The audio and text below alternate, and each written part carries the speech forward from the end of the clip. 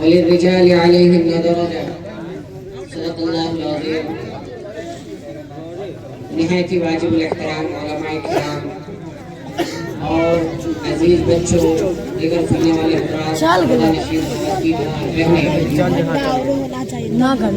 شادی خانہ آبادی کے تعلق سے پروگرام سجایا گیا ہے. چند باتیں اسی تعلق سے، چونکہ مجھے 10 منٹ کا وقت دیا گیا ہے، مختصر وقتوں میں کچھ باتیں آپ پہ گوشے گزار کر دوں. اللہ تعالیٰ سے دعا کروں کہ اللہ تعالیٰ مجھے اور تمام سامعین کو کہنے اور سننے سے زیادہ عمل کرنے کی توفیق عطا فرمائے. آمین. یہ شادی اور نکاح ایک عبادت ہے، گھر ہے بھائی، اور عبادت جو ہوتی ہے وہ رسم سے خالی ہوتی ہے. لیکن آج ہم نے اور آپ نے عبادت کو عبادت سمجھ کر نہیں بلکہ ایک رسم بنا کر رسمی طور پر ہم اور آپ اس کو ادا کرتے ہیں. شادی کے ذریعے سے، نکاح کے ذریعے سے دو دل ایک ہو جاتے ہیں، دو گھر ایک ہو جاتے ہیں، دو خاندان ایک ہو جاتے ہیں، اور جو کبھی کسی کو دیکھے نہیں ہوتے، انجان ہوتے ہیں، اس کے باوجود بھی ایک نکاح کے ذریعے سے پورا کا پورا خاندان ایک دوسرے سے جڑ جاتے ہیں، تعلق جڑ جاتا ہے. ہم اور آپ دیکھتے ہیں آئے دن کہ جب بھی کہیں شادی ہوتی ہے، نکاح ہوتا ہے، تو اس وقت سارا ماحول خوشگوار ہوتا ہے. لڑکی والے بھی، لڑکی والے بھی، سارے لوگ خوشیوں سے محظوظ ہو رہے ہوتے ہیں. لڑکا والا کہہ رہا ہوتا ہے میرے بیٹے کی شادی ہے، اس کی ماں کہہ رہی ہوتی ہے، اس کے ابا کہہ رہے ہوتے ہیں، اس کے چچا، اس کی خالہ اور اس کے دیگر رشتہ دار کہہ رہے ہوتے ہیں. سارے لوگ خوشی میں شریک ہوتے ہیں. ایسے ہی لڑکیوں کی طرف سے کہا جا رہا ہوتا ہے، سارے لوگ اس خوشی میں شریک ہوتے ہیں. لیکن یہ خوشی ہم نے اور آپ نے جو اس خوشی کا اظہار کیا ہے، کیا میرے بھائی اور دوستو، اس خوشی کا اظہار اور اس خوشی میں شریک رہنا کیا ایک دن کے لیے ہوتا ہے، 2 دن کے لیے ہوتا ہے، 1 مہینے کے لیے ہوتا ہے، 1 سال کے لیے ہوتا ہے؟ نہیں میرے بھائی اور دوستو، بلکہ اس خوشی میں شریک رہنا تا دم حیات تک ہر کسی کے لیے ضروری ہے. آج ہم نے اور آپ نے اس خوشی میں شرکت جو کی ہے وہ وقتی طور پر کی ہے، تو وقتی طور پر ہمیں اور آپ کو خوشی محسوس ہوتی ہے، ہمارے گھر میں چین، سکون، اطمینان، راحت آتی ہے. لیکن میرے بھائی اور دوستو، ہم نے وقتی طور سے ہٹ کر دائمی طور پر اس خوشی میں شریک نہیں ہوئے، جس کی وجہ سے آگے چل کے ہمارا سماج، ہمارا گھر، چاہے وہ لڑکی والوں کی طرف سے ہو، چاہے وہ لڑکے والوں کی طرف سے ہو، وہ خوشی دور ہو جاتی ہے، وہ خوشی ختم ہو جاتی ہے، اور رنج و الم کا شکار دونوں خاندان والے ہو جاتے ہیں. مرد کہتا ہے میرا مقام و مرتبہ بڑا ہے، لڑکے والے کہتے ہیں میرا مقام و مرتبہ بڑا ہے. لڑکی کی کوئی حیثیت نہیں ہے، لڑکی کے خاندان والوں کی کوئی حیثیت نہیں ہے. میرے بھائی اور دوستو، یہ سوچ جو ہم نے اور آپ نے پال رکھا ہے، یہ سوچ اسلامی سوچ نہیں ہے، جس کی وجہ سے آج ہمارے گھروں میں 2 میاں بیوی کے درمیان میں انتشار ہے. ان کا گھر نہیں چل پا رہا ہے، ان کا سسٹم اچھے سے نہیں چل پا رہا ہے، ان کی زندگی خوشیوں سے خالی ہے. جتنا درجہ اللہ تعالیٰ نے مردوں کا عورتوں پر رکھا ہے، من وعن یہی درجہ ایک لڑکی کا، ایک بیوی کا، ایک عورت کا اس کے شوہر پہ رکھا ہے. ہاں تھوڑا سا درجہ اللہ تعالیٰ نے مردوں کا بڑھا دیا عورتوں کے اوپر. وَلِلرِّجَالِ عَلَيْهِنَّ دَرَجَةٌ، اس کی وجہ بتائی گئی کہ اس کی وجہ یہ ہے کہ عورت کو اللہ تعالیٰ نے گھر کی مالکن بنا دیا ہے، گھر کی رانی بنا دیا ہے، گھر کی مالکن بنا دیا ہے، اور مرد کو اس کا تابع بنا کر اس کی خدمت پر لگا دیا ہے. مرد محنت کرے گا، مزدوری کرے گا، گھر کو چھوڑے گا، آرام اطمینان کو چھوڑے گا، بیوی بچوں کو چھوڑے گا، کاروبار کرے گا، باہر جائے گا اور محنت اور مزدوری کر کے اپنے گھر میں لا کر دے گا. اس درجے میں مردوں کا درجہ تھوڑا سا بڑھا ہوا ہے، لیکن اعمال کے اعتبار سے، اللہ کو راضی کرنے کے اعتبار سے، رسول اللہ صلی اللہ علیہ وسلم کو راضی کرنے کے اعتبار سے کوئی ایک دوسرے سے بڑھے ہوا نہیں ہے۔ مرد اگر اللہ کو راضی کرتا ہے، اچھے اعمال کرتا ہے، اپنی بیوی کو خوش رکھتا ہے، اپنی ماں کو خوش رکھتا ہے، اپنے خاندان والے کو خوش رکھتا ہے، اپنے سسرال کے خاندان والے کو خوش رکھتا ہے، وہ جنت کا مستحق اور اس کا حقدار ہے۔ اگر عورت اس پر عمل نہیں کرتی وہ جنت کے حقدار نہیں ہے، لیکن اس کے برعکس کوئی عورت ان باتوں پر عمل کرتی ہے، اپنے گھر کو خوش رکھتی ہے، جیسے اپنی ماں کو ماں سمجھتی ہے، اپنی ساس کو اپنی ماں سمجھتی ہے، جیسے اپنے دیگر رشتہ داروں کی عزت احترام کرتی ہے، ایسے اپنے شوہر کی خدمت گزاری میں اپنے دن و رات کو ایک کرتی ہے، اس کو خوش کرنے کی کوشش کرتی ہے، اس کو راضی کرنے کی کوشش کرتی ہے، شرعی اعتبار سے نہ کہ غیر شرعی اعتبار سے۔ آج ہمارا سماج اور معاشرہ غیر شرعی اعتبار سے بھی بیوی کو شوہر خوش کرنے لگتا ہے، شوہر بیوی کو خوش کرنے لگتا ہے، جس کی وجہ سے شیطان اس میں دخل انداز ہوتا ہے، جس کی وجہ سے ہماری زندگی میں انتشار ہوتا ہے۔ جنت میں اگر عورت کو جانا ہے تو شوہر کی اطاعت لازمی ہے، گھر کو گھر سمجھنا لازمی ہے۔ آپ کو ایک واقعہ سناؤں، ابھی کچھ چند دنوں پہلے 14 تاریخ کو پیرانے پیر، اس دور کے مایہ ناز پیر حضرت مولانا پیر ذوالفقار نقشبندی دامت برکاتہ العالیہ کا انتقال ہو گیا۔ آپ کی حیات طیبہ میں ہے کہ آپ دیہات کے رہنے والے تھے، جب آپ شہر میں شفٹ ہوئے تو حضرت جی نے اپنی والدہ سے کہا، اماں جی شہر میں چلیے، دیہات میں بڑی پریشانی ہے، گرمی سے بچ نہیں سکتے، سردی سے بچ نہیں سکتی، آپ شہر میں جائیے، ہر طرح کا انتظام ہے، آپ ہمارے ساتھ چلیے، وہاں رہیے گا، آپ کو ہر خوشی میسر ہوگی، دنیاوی راحت میسر ہوگی۔ لیکن حضرت جی فرماتے ہیں، میری والدہ کا ایک جواب تھا کہ تیرے ابا نے مجھے اس گھر میں لایا، اس گھر کی زینت بنایا، اس گھر کی عزت بنایا، میں چاہتی ہوں کہ میں عزت بن کر اس گھر سے میرا جنازہ بھی اٹھے۔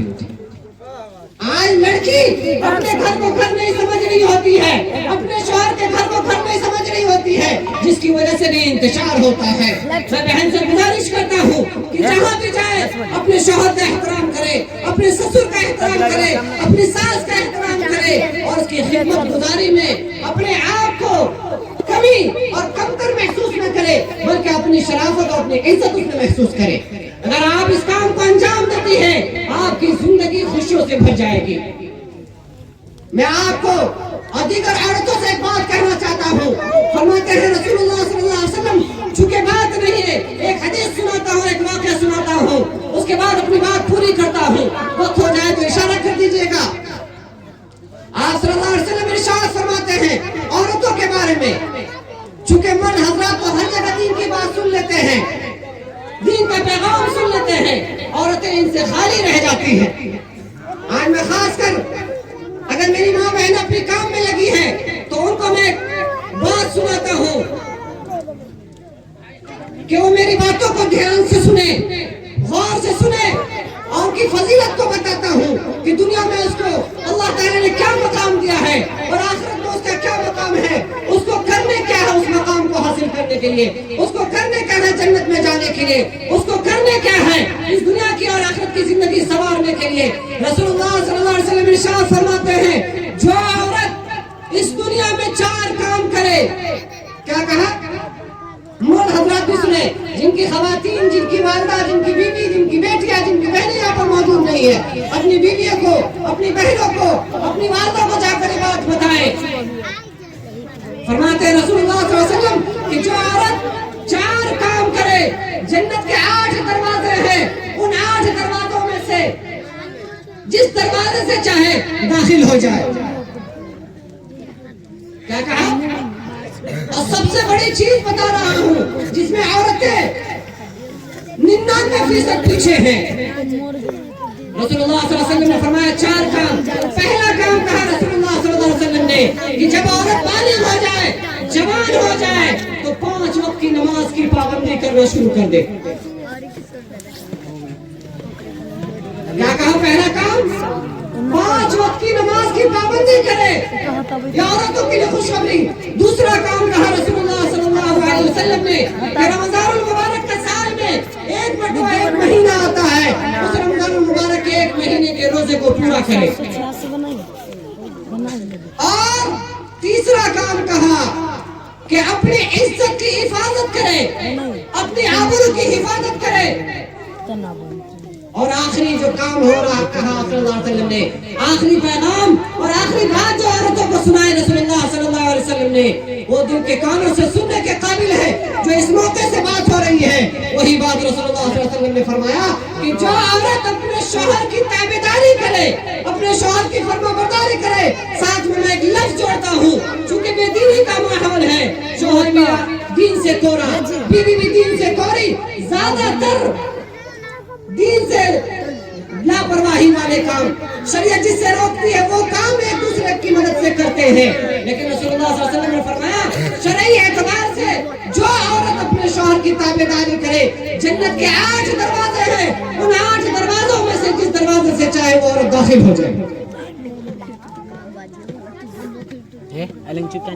اور آخری بات، شادی کو ہلکا اور پھلکا بنایا جائے، اشارہ کیا ہے، آخری واقعہ بیان کر کے بات کرتا ہوں پوری، کہ شادی کو ہمیں اور آپ کو ہلکی بنانی چاہیے۔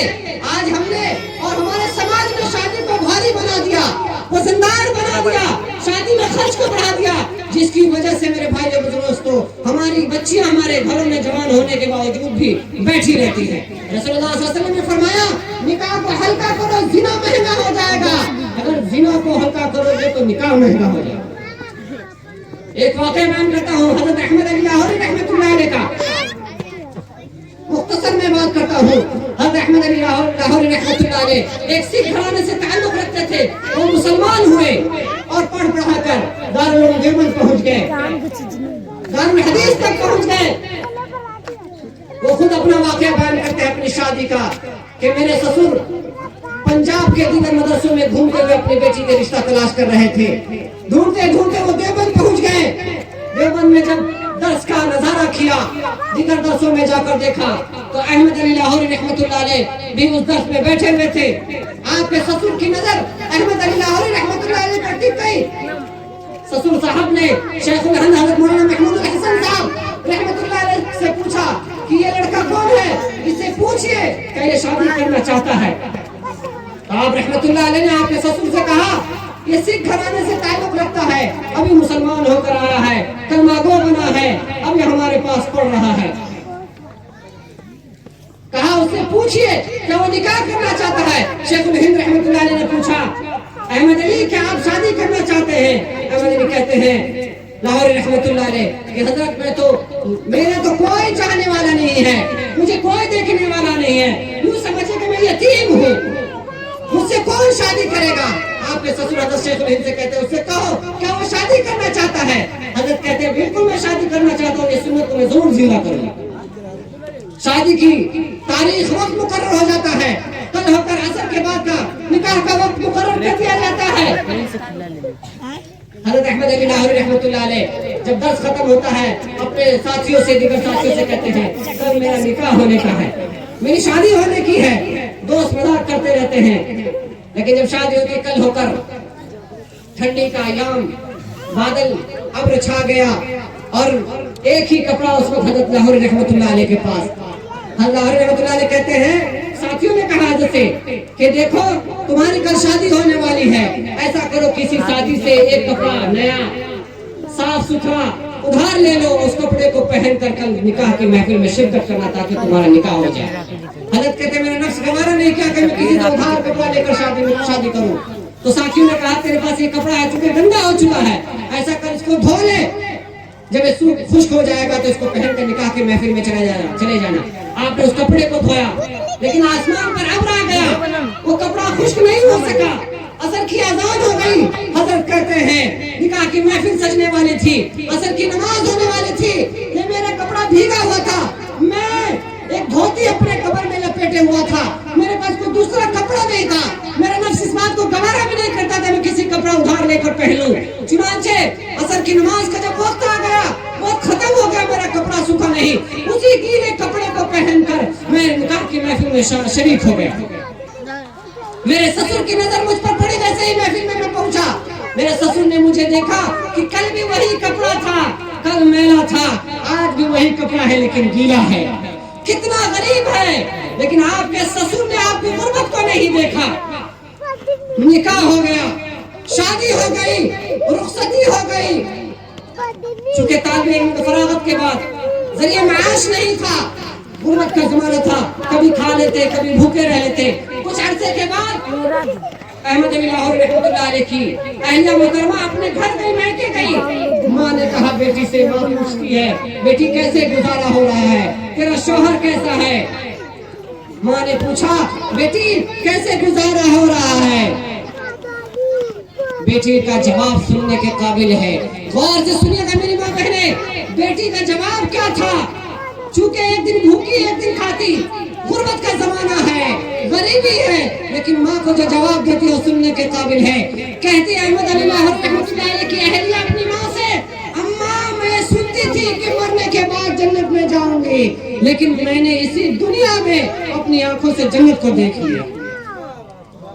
حضرت لاہوری رحمۃ اللہ علیہ فرماتے ہیں کہ میرا سسر نے اس وقت پہچان لیا جب احمد علی نہیں تھا، آج تو احمد علی ہے، ساری دنیا جانتی ہے، ساری دنیا سلام کرتی ہے۔ تو دین کی بنیاد پر اپنی لڑکی کا رشتہ طے کرے، غربت کو سامنے نہ رکھے بلکہ اس کی دینداری کو سامنے رکھ کر نکاح کرے۔ اچھا رشتہ جب بھی مل جائے آپ اپنی لڑکی کا فوراً نکاح کریں۔ اللہ تعالیٰ سے دعا کروں کہ اللہ تعالیٰ مجھے بھی اور تمام سامعین کو کہنے اور سننے کرنے کی توفیق عطا فرمائے۔ وآخر دعوانا الحمدللہ رب العالمین۔